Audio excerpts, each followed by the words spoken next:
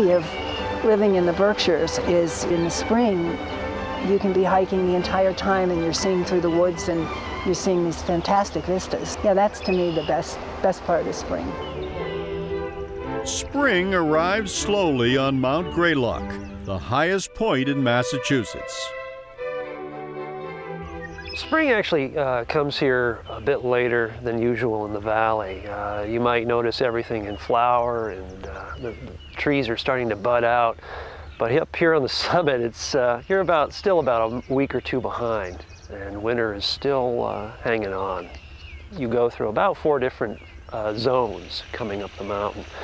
In other words, you would start off in the northern hardwoods in the valley. Normally what you'd find as far south or north as Pennsylvania. And you would progress up the mountain through these forest zones. And by the time you reach the summit, you've traveled all the way to northern Maine or Canada, to the boreal forest. So you're actually going about 700 miles in the matter of traveling 8 miles. So this is the only subalpine environment in Massachusetts, here on the summit of Mount Greylock. Early spring up here on the summit is very peaceful. You can hear the birds just coming back, heading north. In fact, we turn off the tower light for a period here in late April to early May, just so they don't collide with the War Memorial Tower on their way north. It's a very quiet time before the summer hits and all the people arrive here. Far below in the Hoosic River Valley, people are already enjoying spring on a new rail trail, the Ashewilticook. It's a Native American name for the pleasant river between the hills. That's what the Native Americans gave for the Hoosic River. Altogether, it's 11.2 miles. It was done with both state and federal funds. This is a multi-use, non-motorized trail. It's universally accessible, so it's open to everyone. Everyone who wants to come out here and enjoy it. They can bike it, they can walk it, they can rollerblade it, run it. They can use wheelchairs on this trail. In the wintertime, we have cross-country skiers and snowshoers. It's a beautiful corridor. It runs along the Hoosic Valley River corridor. It runs along the 3 basins of Cheshire Lake, and then it follows Hoosic River down to Adams.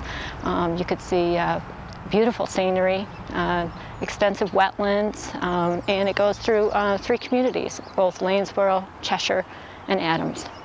I have many people calling from outside of Massachusetts that call inquiring about the trail and its length and where they can start and where they can finish, and there's a lot of people from outside of Mass that I see now coming to the trail. So we're seeing now between 90 and 100,000 people per year. Everyone you meet out here is just thrilled to be out here. They all tell me that this is the best thing that's happened to the Berkshires. For now, the trail ends in Adams, a town that's seeing increased tourism from the rail trail, now home to the region's newest visitor center. We're really excited about it. It's a wonderful facility. The whole building is about 8,000 square feet. It's 2-story. On the upper story, we have the headquarters of the Berkshire Visitors Bureau. And then on the lower floor, we have a state-of-the-art visitor center. It's one of the most technically advanced visitor centers in Massachusetts. We're very proud of it. We have several videos going to tell people what to do, what they can see, where they can visit. There's a walk through history to give you sort of the history feel of the Berkshires and Adams in specific. When we opened this in Memorial Day of 2004, without really any publicity or anything, between Memorial Day and Columbus Day, we had 13,000 visitors from 47 states and 17 foreign countries right here in Adams. And about 60% of those came off the Ashewilticook Rail Trail. In spring, the far northwestern corner of Massachusetts comes alive with color. 2,500 acres that include parts of New York and Vermont belong to Williams College. The Hopkins Memorial Forest is a reserve devoted to woodland research, but it's not limited to college students. The public can enjoy the scenery as well.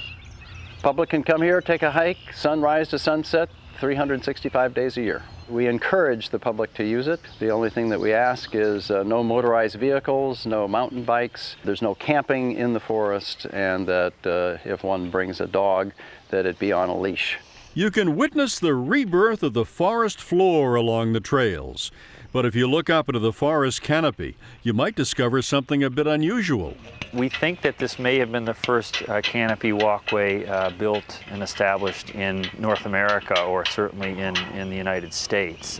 This enabled researchers to go up where they hadn't been before and really get some data up high. The walkway with the two platforms on each side gave us essentially a base from which to say, trap small mammals, to trap and investigate the insect populations. This was established in the early 90s when the gypsy moth, the first wave had really been hitting New England, and it was a really primary question. So it just gave you access to basically a whole new world within the forest itself. And we have at least one public use day per year where anybody can use it. All we require is that you sign a waiver. I encourage people to use it for schools or for educational uses especially. And I can usually arrange that if I have a little bit of lead time. From treetop or terra firma, spring in the Berkshires is definitely worth the effort.